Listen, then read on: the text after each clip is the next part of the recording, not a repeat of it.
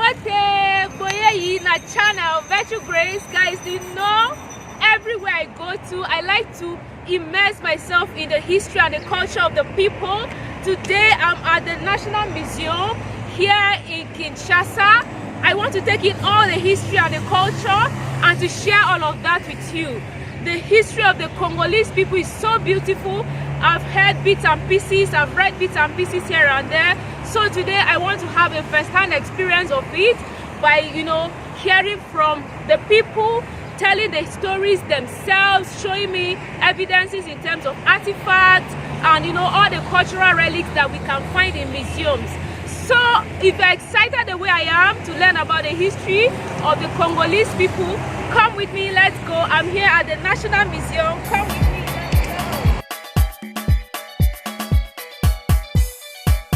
The National Museum is situated in Kinshasa, right beside the People's Palace. It houses cultural and historical relics of the Congolese people. The museum was opened to the public on the 23rd of November 2019 by President Felix Tshisekedi. I hope I got the name right.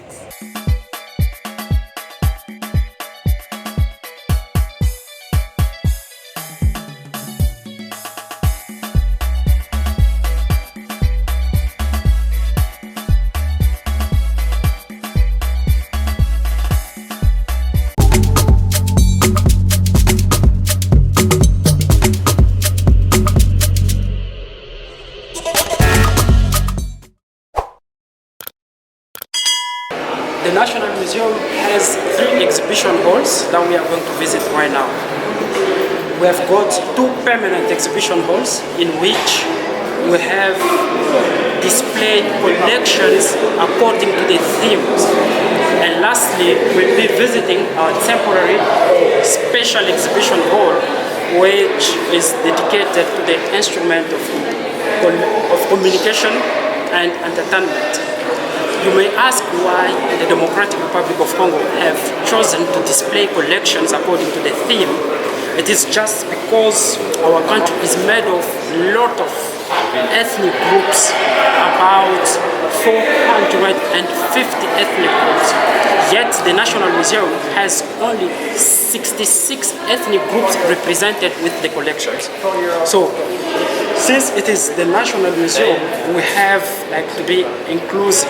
We have to be inclusive. Yes, inclusive. This is why we've chosen not to display collections according to the tribes. Yet we've chosen to display them according to the theme.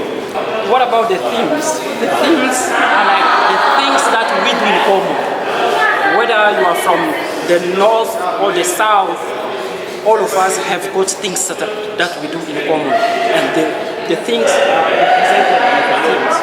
In this exhibition halls, we are going to listen to the history of the Democratic Republic of Congo told by the indigenous. This is the first opportunity that we have as Congolese to talk about ourselves. As you may know, that our history mostly was written by foreigners. While we acknowledge the effort made by foreigners on writing on us, we also admit that these writings have got a lot of limits and a lot of mistakes. So this museum has also the objective or the mission of correcting all of these mistakes. So without wasting any of our time, let's start our talk. Okay, let's go. Sounds good. It's going to be fun. I hope so. Yes, I know so. Okay. So this starts with the creativity of our ancestors. Already during their time, they were able to make mobile phone and communicate. You may ask me how they did it. Look at that. That's the first mobile phone of my ancestors. Already during the prehistory era, the ancestors of the Democratic of Congo lived in this land. You may ask me, what are the proofs? Well, these are the proofs that help us to talk about this history. Our history may be dated from 1.70 million years before the birth of Jesus Christ. Already during that ancestors were living, as you know, from the pre-history, they were in the beginning moving human beings. They were not living in specific and stable places. They were living from one place to another. These are the tools that they used in their very first beginning. Like to have fire, they needed those stones. They had to have both of them to have like fire, to crush them, then they had fire. They prepared these stones. These ones were shaped as tools. From these ones they could do small work or kind of things that they wanted. The map represents the site on which the collections, these prehistory collections, were excavated and brought in the museum. It means that already in the prehistory era, our ancestors lived here in Kinshasa, as we may see on the map. They lived in the Congo Central Province. They also lived in the northern part of Congo, in the eastern part, as well as in the southern part of Congo, in Katanga exactly. And the collections from Katanga were mostly on iron. And this brings us to the iron time, the Democratic Republic of Congo. Already noticed that before the arrival of Europeans, before the arrival of Arabs to our country, already our ancestors were that intelligent to find the copper, they find the iron and worked it out, as you can see from this one. Then we have the cross. That cross were used as currency, as the money that our ancestors used. We also have the necklace, which could also be used as money or as the bride price. Already during this period, the iron time, our ancestors were now like gathering, living into small societies. And it is from this period that the need of having kings, the need of having chiefs started. And this takes us to the 4th century after the birth of Jesus Christ. Here we are between the 4th up to the 15th century. Already during this period, our ancestors began living in small society, politically structures that we call kingdoms and empires. Here we may name some of the kingdoms and empires that existed already between the 4th and 15th century after the birth of Jesus Christ. Here we have the kingdom of Congo.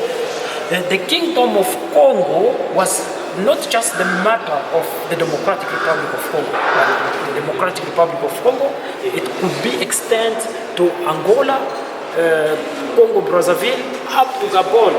Already during that period, one could move from Congo up to Gabon without being called foreigner. We also have the Teke Kingdom. We also have the Yaka Kingdom, the Lele, the Kuba, the Chokwe, the Luba, the Lele, up to the Pygmy people. So these are representatives of the kingdoms that existed. The collections inside the window case represent or tells us about some of the practices that would happen in one of the kingdoms.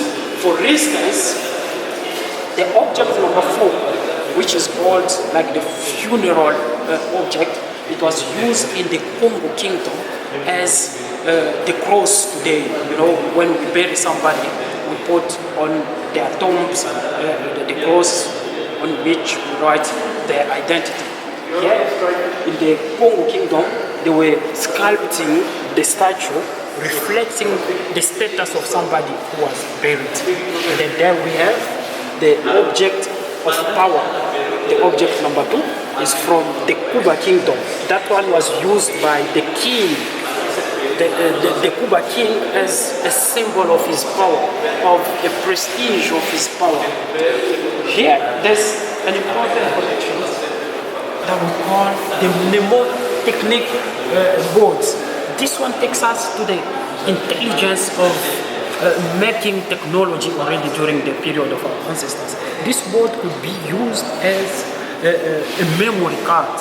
Every pattern that you see on the board represents a knowledge that was supposed to be kept secretly and conveyed to the next generation. Here we have some masks. These ones were used in the Yaka kingdom. The masks in our kingdoms or in our traditional life was part of the teaching tools. It was part of the healing tools. It was also part of the treatment tools. So in this case, these ones were supposed to be used during the teaching or initiation.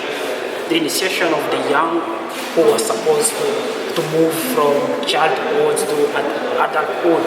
So this could be used for them to show them about, well, in the case of the man, the head of the mask reflects the man, and it means that the man has to carry the charge or his wife and the whole family as part of his responsibility.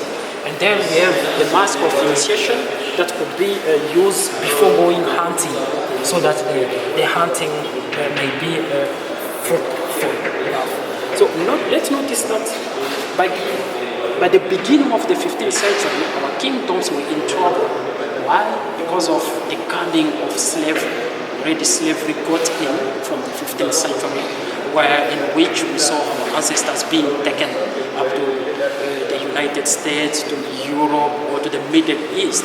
So Caribbean. Already the kingdoms were shaking.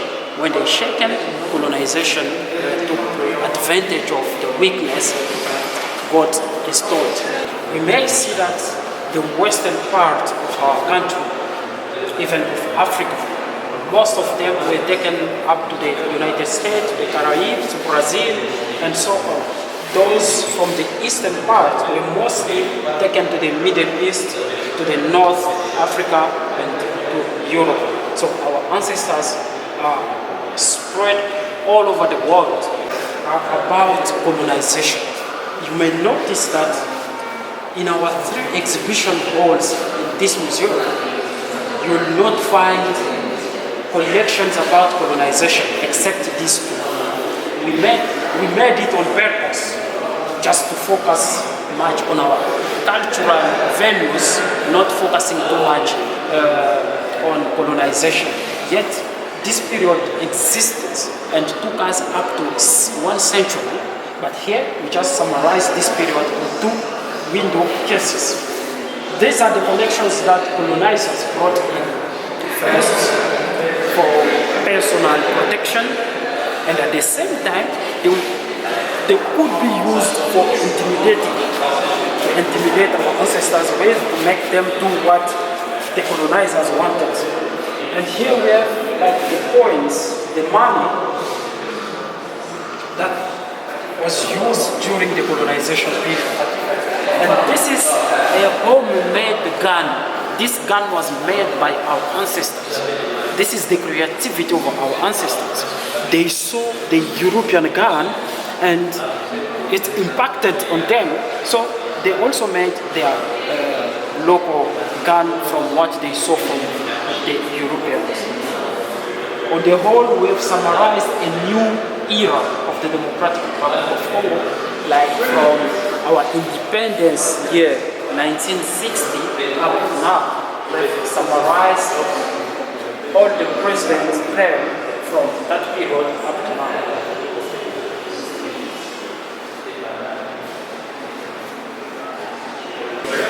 In this section, we have displayed the everyday work of our ancestors. Our ancestors were hard-working people. They were not lazy. They were people who lived out of what they worked. As we may see, the activities may be classified according to three regions. The first region is that of the western part of the Democratic Republic of Congo, in which agriculture or farming is so developed. And then the northern part is in which that we find hunting very developed. And then in the eastern part of the Democratic Republic of Congo, we have fishing, which is very developed. As we talk about agriculture, farming in traditional society were a work of both men and women, but each with specific work. Like the men were there just for like preparing the land, cutting trees, and then the women could come afterwards to just to sow the seeds. And then during the harvesting time, they were supposed to go all of them together and then harvest, bring it to the village. When they brought things from the farm, they had to keep them in this basket. This basket was like, a place to save the things. Things could be saved in this one for years without being like attacked by insects and so on. They were very well protected. How? Just because our ancestors were living in a perfect harmony with nature. They knew how to communicate with nature. They knew how to respect nature, and nature also respected them. So all of them together made a community. In the ancestors' understanding of community, it's not just the matter of human being alone. It is the matter of the human being, the matter of the forest with its content, the rivers with its content, even the human beings that we never think about. Yeah. They are all of them part of the community. Yes. So this is about hunting. Hunting is mostly developed in the northern part of the Democratic Republic of Congo because of the presence of equatorial forest. So these are the tools that we use during hunting. Notice that hunting in our country or during the traditional era would be done as an individual or as a community.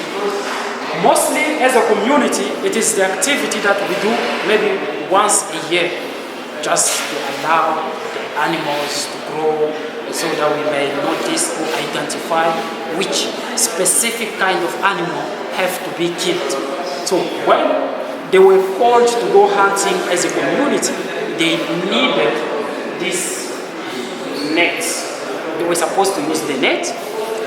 While using the net, they were also in need of a dog, one dog or two dogs. And then each dog would have that object number 3. The object number 3 is a kind of bell that we attach to the dog. So the movement, while moving, that bell was supposed to make a kind of noise. So that noise would allow the animals that were hiding to come out, and once they come out, the dog would go like after them, and the hunters will follow up until the animals get trapped into the net, so they could come and get it. The small nets were supposed for small animals like rats and so on. Fishing is mostly developed in the eastern part of the Democratic Republic of Congo because of the presence of a lot of many rivers that we find there. So here we represent a traditional technique of fishing which belongs to the people that we call Wagenia. The Wagenia, up to now, they still use this traditional means of fishing, and then this one is so protective. During this fishing, we target specific kind of fish. We don't trap any kind. We only trap the fish that are big, and the small one, we leave them until they grow so that they may be eaten.